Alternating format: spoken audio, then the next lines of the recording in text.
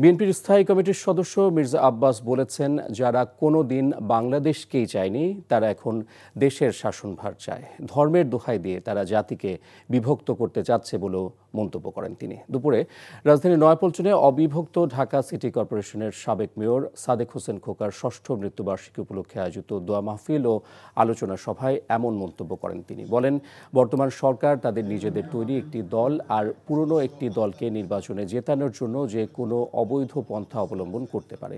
এই দলগুলো যা বলে সরকার তাই করে বলেও উল্লেখ করেন মির্জা আব্বাস। এই সময় বিএনপি নেতা ইশরাক হোসেন বলেন, মৃত্যুর আগে তার বাবা দেশে ফিরতে চাইলেও স্বৈরাচার হাসিনা তাকে দেশে ফিরতে বাধা দিয়েছিল। পরে মিলাদ ও দোয়া মাহফিল অনুষ্ঠিত হয়। আজকের যে সরকার, নিজস্ব কোনো শক্তি তাদের নাই। এই সরকার দুটি দলের উপরে, একটি তাদের নিজস্ব সৃষ্ট দল আর একটা পুরনো দল, এদের উপরে ভর করে এই সরকার টিকে আছে। ওরা যা বলবে সেটাই করতে হবে। এরা কারা? এরা কোত্থেকে এলো? এদের জনভিত্তি কি? এদের কোনো ভিত্তি আছে বাংলাদেশে কোথাও? একটা নির্বাচন দিলে পরে বোঝা যেত কে কটা ভোট পায়। আমি খুব আশঙ্কা করছি এই দলগুলোকে জেতানোর জন্য সরকার যে কোনো অবৈধ প্রক্রিয়ার আশ্রয় নিতে পারে।